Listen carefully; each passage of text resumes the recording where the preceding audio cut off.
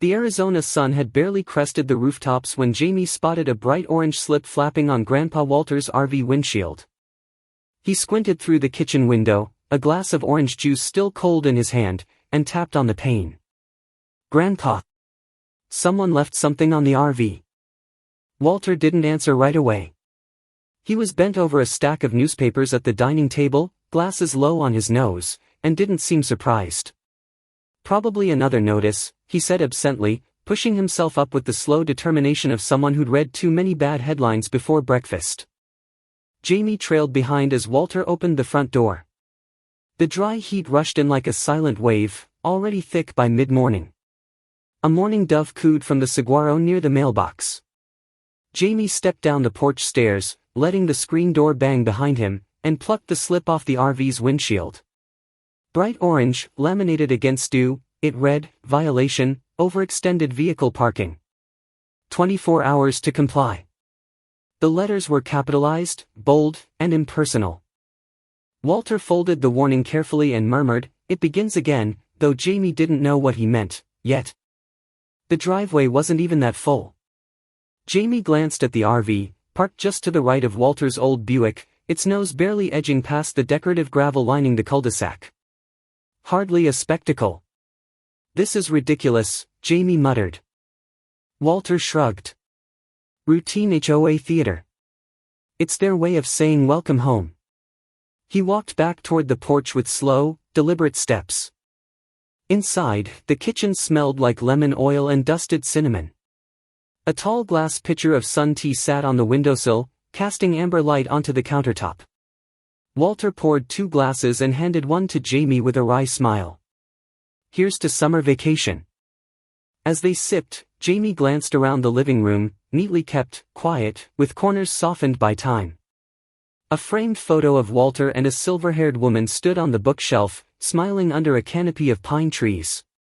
Beside it, a Colorado keychain dated 1978 dangled from a porcelain coaster. Jamie didn't ask, some memories speak loudest when left alone. They spent the rest of the morning rinsing dust off the RV and brushing stray juniper needles from the awning. Jamie scrubbed half-heartedly, his curiosity about the HOA growing with each splash. "Is this how the whole neighborhood is?" he asked. "Like, super strict?" Walter just smiled, but it didn't reach his eyes. "It's not about rules. It's about reminders. Prescott Valley loves its reminders." By late afternoon, the sun was dropping behind the cottonwoods, and the cicadas had started their shift. A polite knock came at the door. Walter opened it to reveal Millie Hartwell, crisp blouse, knee-length skirt, and a clipboard she clutched like scripture. "Mr. Jennings," she said sweetly. "Just making my rounds." "Of course," Walter said. "Would you like some lemonade?" Jamie just squeezed it. "Oh, that's kind," she said, stepping over the threshold with calculated hesitation. Her eyes darted around the front room like a scanner. Jamie stayed quiet, leaning against the hallway arch, studying her. Millie was the kind of woman who smiled with her teeth but never with her eyes. She leafed through her clipboard. "We've had a few calls about the RV. It's just, well, community compliance, you know. It's not personal." "Of course not," Walter said again, as if he were agreeing to something much larger than an RV. Millie nodded approvingly. "If it's not moved by tomorrow evening, I'll have to file for enforcement." "I do hope that won't be necessary." "I understand," Walter replied. He handed her a coaster for her glass, then changed the subject to marigolds and the town's upcoming 4th of July picnic. She followed his lead, but the clipboard never left her lap. After she left, Walter sat on the porch, rocking slowly in his chair. Jamie joined him, balancing on the railing. "Why don't you push back? You're a retired attorney. You could write circles around her." Walter chuckled. "And end up fighting every week. I prefer peace over pride. Most days." Jamie didn't press. He had just arrived, still unsure where he fit between sun tea and quiet resistance. That night, Jamie walked past the living room and noticed the glow from the dining area. Walter sat alone under the yellow desk lamp, not reading the paper or his mystery novels, but leafing through a thick manila folder filled with HOA documents. Some looked like legal correspondence. Others were printed bylaws marked with pencil lines. A notepad rested nearby with bullet points Jamie couldn't read from the hallway. Jamie lingered in the shadows, watching the slow movement of Walter's pen. Something about the way his grandfather leaned forward, jaw set, made the house feel suddenly heavier. That night, Jamie sees Walter at the dining table, not reading, but scanning old HOA documents under a yellow desk lamp.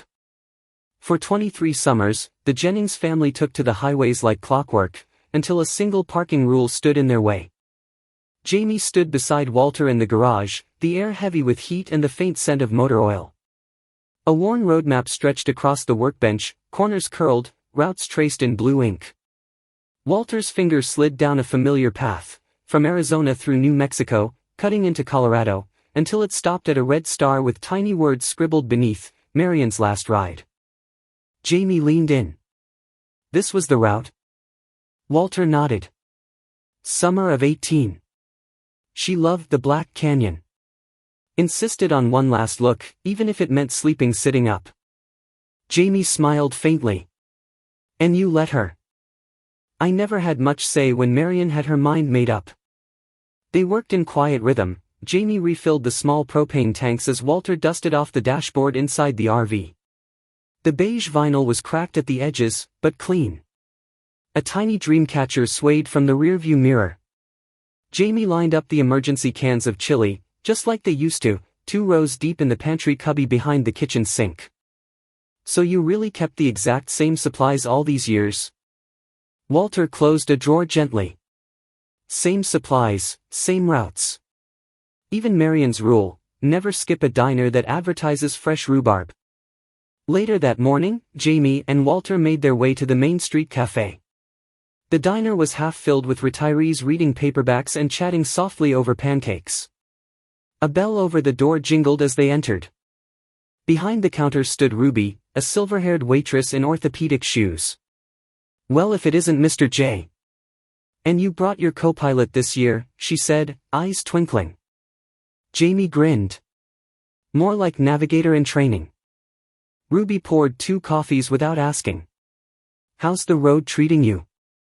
Walter chuckled. Still waiting on the green light. HOA's got their eye on me this year. Ruby rolled her eyes and leaned in. You mean Queen Millie? She writes up her own husband when his bushes get frizzy. They laughed, and Ruby patted Walter's hand before gliding to another table. Jamie took a bite of toast and noticed a figure enter the diner, tall, casual, with a camera bag slung across his shoulder. Rowan? Jamie stood up. He turned, eyes lighting up. Jamie Jennings? No way. They hugged briefly. Rowan pulled up a chair. Didn't know you were back in town. I run the Valley View now, small town blog, big time readers, he joked. Blogging your way through the HOA? Jamie said with a smirk. Always looking for content, Rowan replied, raising an eyebrow. What's this I hear about orange slips? Walter gave a polite nod. Just a friendly neighborhood welcome. Rowan pulled out his phone and made a quick note. Might be something there.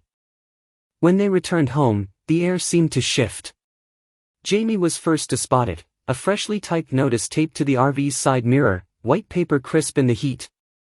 Final notice, vehicle in violation. Removal scheduled. Jamie tore it off, crumpling it in her fist. Seriously? Final? They didn't even give a second. Walter read it silently, expression unreadable. He then folded it neatly and slid it into the same drawer where yesterday's warning lay. This is harassment, Jamie said. We should call someone. Rowan. A lawyer. Anyone. Walter shook his head gently. Millie wants a reaction. We'll give her results instead. But Jamie could see it, the way his eyes lingered on the driveway, as if calculating time left. He walked into the house without another word. A few hours later, Walter dialed the HOA office. Jamie listened from the hallway. Yes, this is Walter Jennings on Ashbury Lane. I'm calling about the notice. The voice on the other end was young and indifferent. Yes, Mr. Jennings. That vehicle has exceeded the parking limit. It is scheduled for removal the morning of July 2nd. Walter was quiet for a long moment. I see. Thank you. He hung up without ceremony. Jamie stepped into the room, brows furrowed.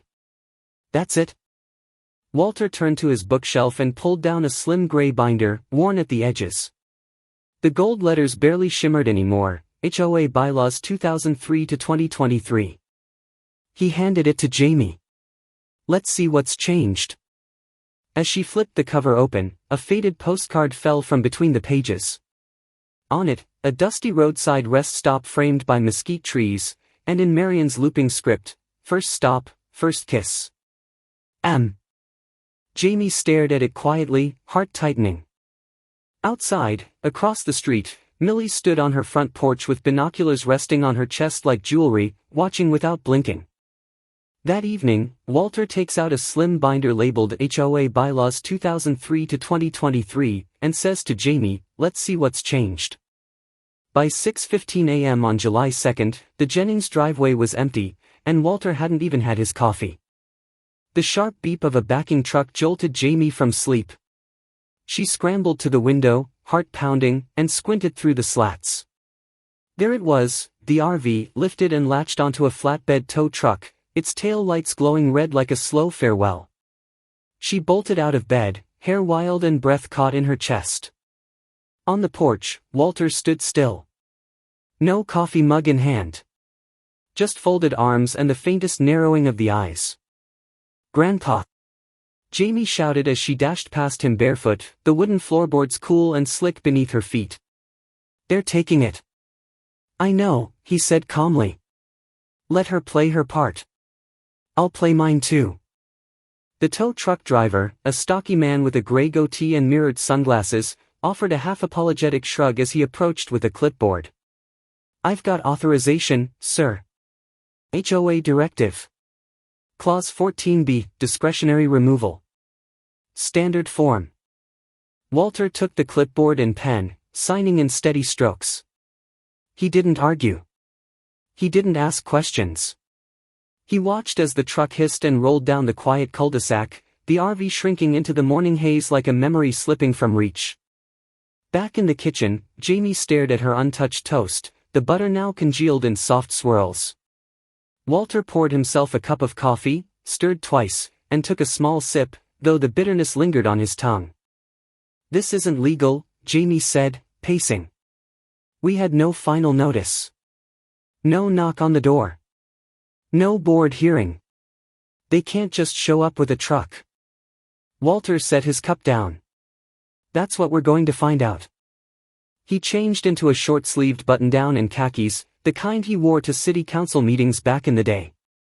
Jamie threw on sneakers and grabbed a notepad. The HOA office sat quietly off Main Street, next to an insurance agency and an all-you-can-eat sushi place. Inside, the air was cold and filtered with lavender diffuser mist. A laminated poster at the front read, "Building Harmony, one rule at a time." At the desk, a woman in her 20s with a sleek ponytail and tablet in hand looked up without much interest. "We're here about the RV that was towed this morning," Walter said. The woman tapped a few times and replied, "Yes. That was authorized by President Hartwell under Discretionary Clause 14b. The vehicle exceeded the maximum stationary period." Jamie leaned forward. "What about due process? Isn't there a vote required? A notification period? We received a final notice just 2 days ago." The woman's tone was bored. Discretionary orders bypass the usual timeline in cases of visual nuisance. It was signed off. That's sufficient. Walter remained quiet for a beat. Then, "I'd like a printed copy of the order, please." She pressed print. The whir of the machine filled the space briefly, then she handed over a single-page form, already curling at the edges. "Thank you," Walter said. He didn't glance at it until they were outside. On a nearby bench shaded by an awning, he examined the signature. This isn't right. Jamie peered over. What do you mean? He opened his leather-bound folder, the same one Marion once used to organize their camping permits, and pulled out a version of the HOA bylaws from 2019. His finger landed on a line beneath Clause 14b, all discretionary enforcement orders must be approved by board quorum vote. There's no board approval date.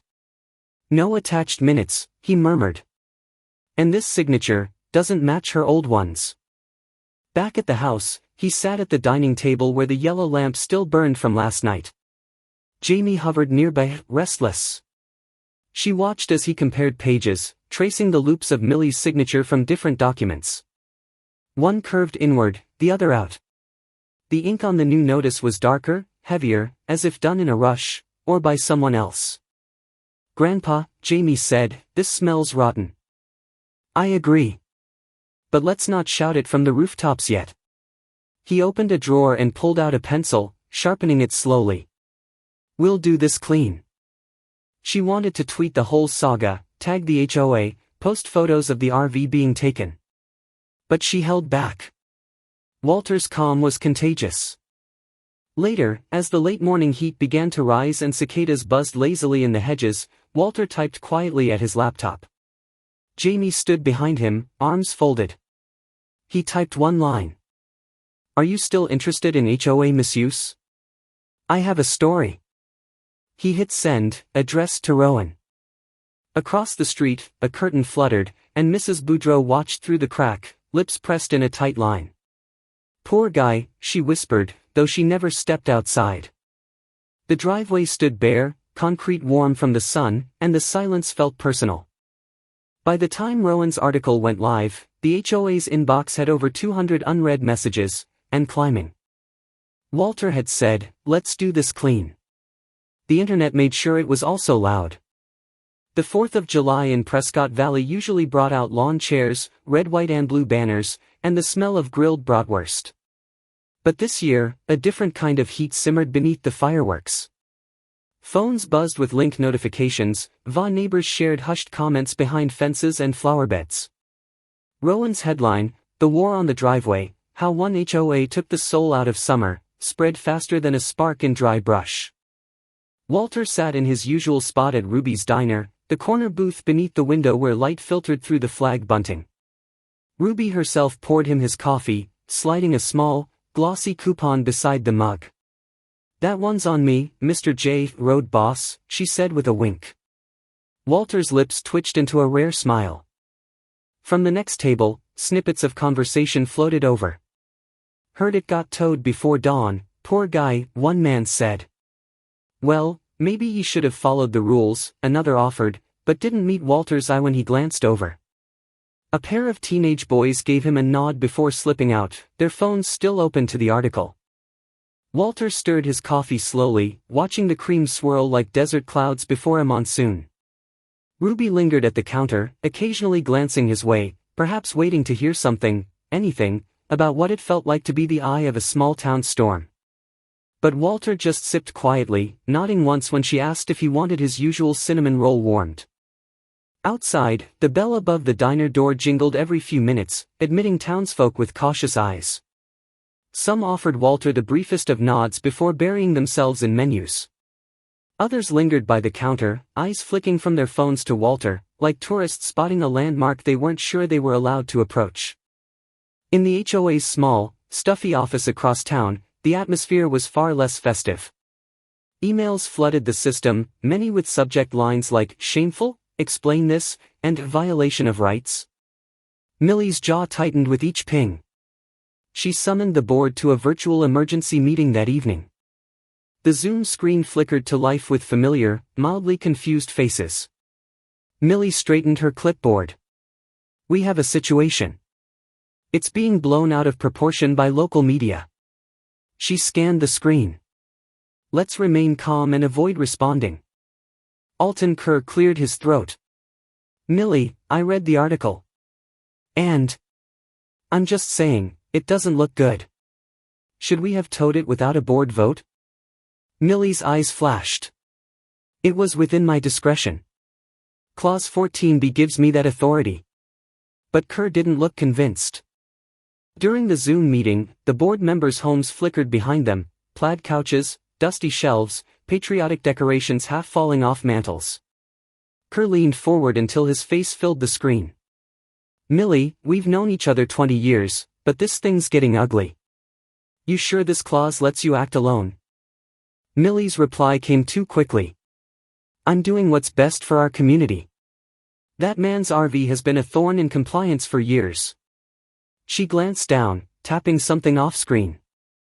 "Besides, public opinion doesn't dictate policy." Another board member, Mrs. Tanaka, spoke up timidly. "But maybe we should just clarify our stance, issue a joint statement." Silence looks like guilt. Millie didn't respond. Meanwhile, Jamie noticed subtle changes as she and Walter returned home. Cars slowed just slightly in front of the Jennings driveway. A few neighbors offered awkward waves. One woman even shouted, "Good for you," before ducking into her garage. Inside, Walter had taken over the dining table. Neat stacks of papers stood in organized lines, every HOA notice he had received since 2020, clipped and dated. He was assembling something more powerful than resistance, he was compiling a case. Jamie had opened a notebook of her own. She began cross-referencing the old bylaws Walter dug out with the recent HOA handbooks. "There are so many changes," she muttered, flipping back and forth. Some of these weren't even in the community bulletin.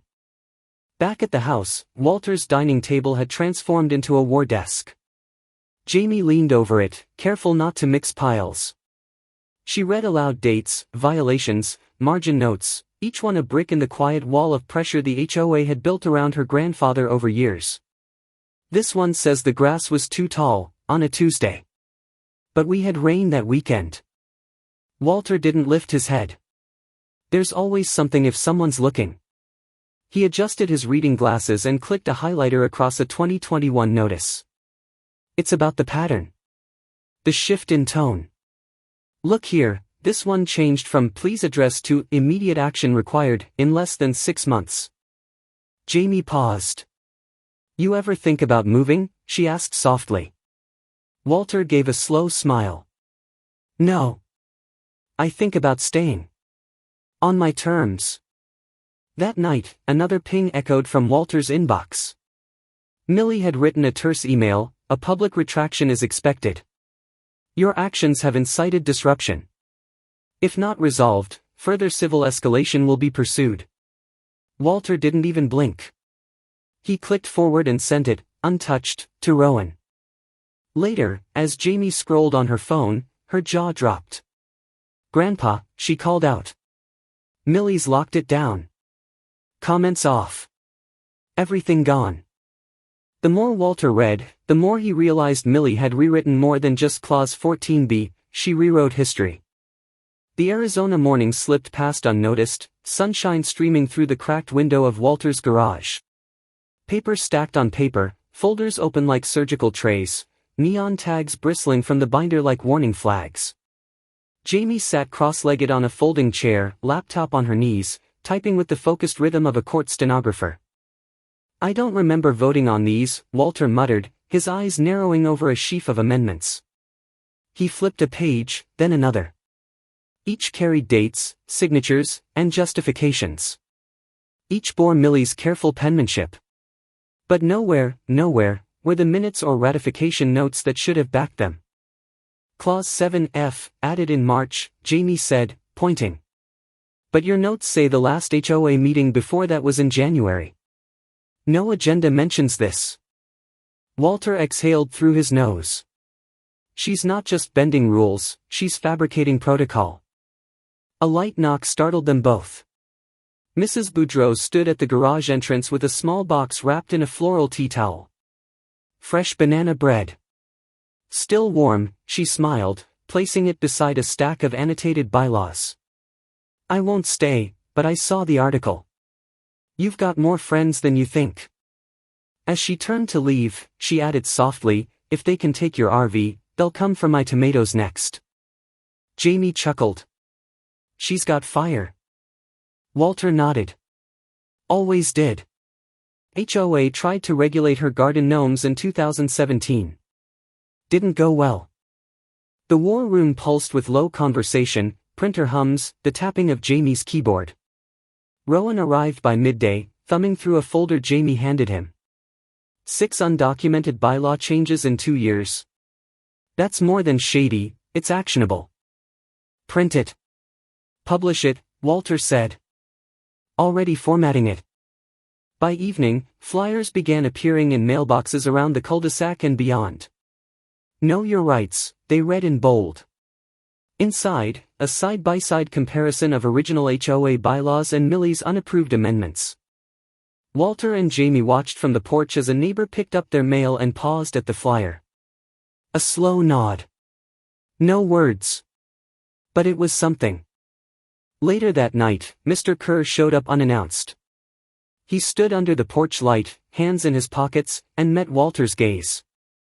I've been on the board 12 years, he said. Thought I knew everything. But I didn't think it was this deep. Walter invited him in. They sat over lukewarm coffee. Kerr leaned in. You may want to prepare for a special meeting. Quiet's not lasting long. As Kerr left, he offered no handshake, just a firm nod, like something had shifted. Jamie returned to her spreadsheet. I think I found something, she whispered. Look. She rotated the screen toward Walter. A towing authorization from March bore 2 signatures. But the second, supposedly the HOA vice chair, matched Millie's handwriting perfectly. Forgery? Walter said, low and level. At best, unethical. At worst, a felony. He reached for a pen, underlining the signature, then stood and pulled out a document sleeve. He slid the paper inside like it was evidence in a trial. When the doorbell rang the next morning, Walter answered to find a courier in beige uniform. The man handed him a stiff envelope marked Certified Delivery. Inside, notice of cease and desist, HOA versus Walter Jennings. He didn't speak. He just laid the paper on the table, sharp pencil in hand, and said, Marion would have baked scones and handed them to the enemy. Guess I'll have to improvise. Millie had forgotten one thing about HOA lawsuits: retired attorneys have all the time in the world. By 8 a.m. on July 14, Walter stood in front of the county courthouse wearing a dark blue blazer, a clean-pressed shirt, and Marion's old silver and turquoise buello tie. Jamie, beside him, carried a slim folder tucked under her arm and a canvas tote of printed documents on her shoulder. Neither of them looked hurried. Walter held himself with the composed stillness of someone who'd spent decades knowing exactly how long to wait and when to move. This is where most people fold, he said, eyes on the front doors. I've barely opened my hand. Inside, a dignified judge presided over a modest hearing room. Walter handed over digital scans of altered HOA documents, a comparison chart Jamie had built, and a signed statement identifying inconsistencies in the clause history and vote records. Millie, seated beside a visibly rattled HOA legal counsel, avoided eye contact. Her posture was rigid, mouth drawn tight. When the judge asked whether the HOA could produce unaltered minutes or board-approved amendments, her attorney stammered something about ongoing administrative review. Walter didn't raise his voice once. He didn't need to. That afternoon, Rowan's update hit inboxes and the town Facebook group like a summer squall. Judge questions HOA legitimacy, legal account frozen for audit. Jamie printed out several copies of the headline and posted them to a new corkboard she'd installed near the neighborhood mailboxes. She titled it simply, Community Facts. It didn't take long for neighbors to stop by. First out of curiosity, then with quiet nods or murmured questions. By dusk, someone had tacked on their own note beneath the article, ask what they've done with our dues. Meanwhile, the HOA headquarters, which had once been a modest single-room annex near the town rec center, now had 2 stern-faced volunteers out front, arms folded across their HOA polos like unpaid bouncers. No one said what they were guarding. No one had to. Back in Walter's kitchen, the table had transformed into a makeshift legal strategy zone, printed bylaws, annotations, highlighted clauses, a copy of the HOA's Articles of Incorporation. Walter moved with fluid patience, occasionally sipping tea from a mug that read, Best Road Navigator since '78. Millie, perhaps in a final attempt to regain footing, filed a personal defamation suit against Walter, accusing him of targeted character sabotage and emotional damage. But the move backfired spectacularly. The judge, reviewing it in a separate afternoon session, questioned its timing and motives. "The burden of proof," she said dryly, "will rest with the plaintiff. I recommend caution before using the courtroom as a press conference." Later that night, Mrs. Boudreau arrived with lemon bars in a baking tin lined with wax paper. She set them on the kitchen counter and smiled. "For fuel," she said. "You're going to need it. They're scared now." Walter gave a soft chuckle and offered her tea, which she declined. Jamie took one of the lemon bars and bit into it as she reviewed the judge's subpoena grant for HOA financial and meeting records. "They'll have to show everything now," she said. "You think they'll comply?" "They'll stall," Walter replied, folding the document neatly. "But that clock's ticking."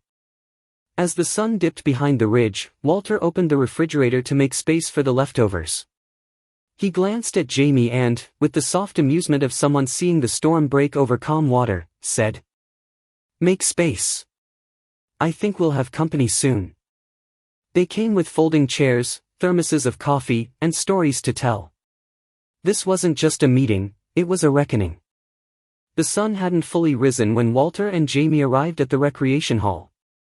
Inside, rows of plastic chairs stood under dim fluorescent lights. Lemon bars and oatmeal cookies lined the folding tables along the wall. A slow trickle of neighbors entered, murmuring greetings and exchanging glances. Jamie set up a modest phone stand at the back and tapped to begin live streaming. Millie stood near the podium, gripping a stack of printed bylaws. Her mouth was tight, her blouse crisp and high-collared, like armor. Mr. Kerr, seated to her right, tapped his pen absently on the table, eyes scanning the room. 63 residents by count. Most over 50. Some in walkers, some with folded arms and weary expressions. All came to listen. Walter walked to the front, nodded politely, and plugged in a flash drive. The wall projector hummed. The first slide lit up, towed without board approval, July 2nd. Gasps scattered. A second slide, Millie's signature, next to a blank, approved by board vote box. Then another, missing meeting minutes, April, May, June. Walter's voice was calm, even when he showed copies of revised bylaws with no timestamps, no approval stamps. "I ask not for punishment," he said quietly, "but clarity. Because for 2 decades, this community worked on trust." Millie bristled. "All changes were within my discretion, as granted by Clause 14b. Jamie clicked, and a side-by-side appeared, Clause 14b, 2008 versus Clause 14b, 2022. Highlighted edits. Deleted language. Walter stepped back. Neighbors started raising their hands. Mrs. Boudreau stood. "I was cited for having tomatoes in my front yard." She said it disrupted the aesthetic continuity. Her voice cracked. "I planted those the year my husband died." A man in suspenders muttered, "She fined me $80 for a birdhouse. Called it non-standard architecture." A woman near the back said, "She told me my daughter's graduation sign had to come down 2 days early." Mr. Kerr stood slowly. "I move to call a vote of confidence in the chair's leadership." His eyes swept the room. "Effective immediately." Millie's face twitched. "You all signed up for rules and got lazy. That's what this is." Silence. Even the whir of the air conditioner seemed to hesitate. Walter said nothing. He didn't need to. Jamie's live stream count ticked past 900. Kerr's voice softened. "Millie, the board has voted. Effective immediately, you're relieved." She froze, clutching the bylaws as if they might reverse time. Outside the hall, Jamie noticed a small jar beside the water cooler, HOA Relief Fund. A folded $20 bill peeked from the top. Walter, with a tired smile, slipped in another. Jamie leaned toward Rowan, whispering, "No filter needed. This is the story."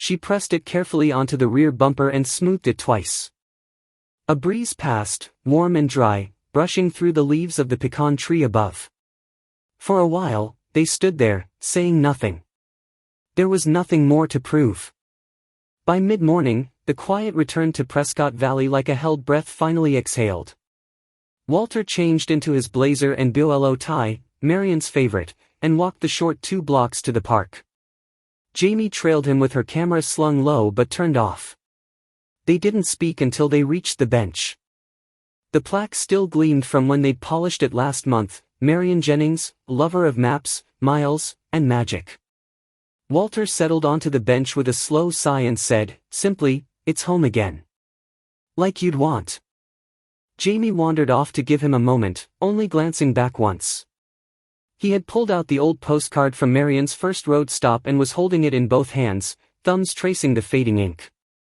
Later, at the diner, Ruby greeted them with a grin that seemed bigger than usual. "Seats by the window, right? And I've got something for you." She returned with 2 slices of peach pie, one with a tiny American flag toothpick stuck in the crust. "On the house. Courtesy of the driveway general." Walter chuckled, folding his napkin just so before picking up his fork. Around the room, a few faces lifted from their coffee cups and offered brief nods. A man in a worn baseball cap tapped 2 fingers against his temple like a salute. No one said much, but the feeling lingered in the air like old music. Back home, the neighborhood seemed softer somehow. The HOA board's page, now redesigned, had a new banner reading, "Board elections, make your voice count." Jamie clicked through the pages as Walter rinsed his mug. "Looks like the vote's next week," she said. "People are already submitting statements." Walter didn't reply right away. Instead, he opened a slim box and pulled out a bound scrapbook with the title scrawled across the front in silver ink, "The Driveway Battle." Jamie had clipped newspaper headlines, printed Rowan's articles, even glued in a diner napkin with Ruby's doodle of a smiling RV. There were photos too, grainy ones of Walter at the podium, of lemon bars on folding tables, of neighbors standing shoulder to shoulder. He turned the pages slowly, nodding once or twice. Then, without looking up, he said, "You know, we never did make it to Yellowstone." Jamie grinned. "RV's ready, Grandpa." The RV came home not just on wheels, but on the quiet strength of neighbors who finally found their voice. What began with a single unfair rule became a reminder that silence can cost more than noise ever will. When we stand up together, for fairness, for truth, no bylaw is too big to face. Like a porch light left on in the dusk, one person's courage can guide a whole street back to itself.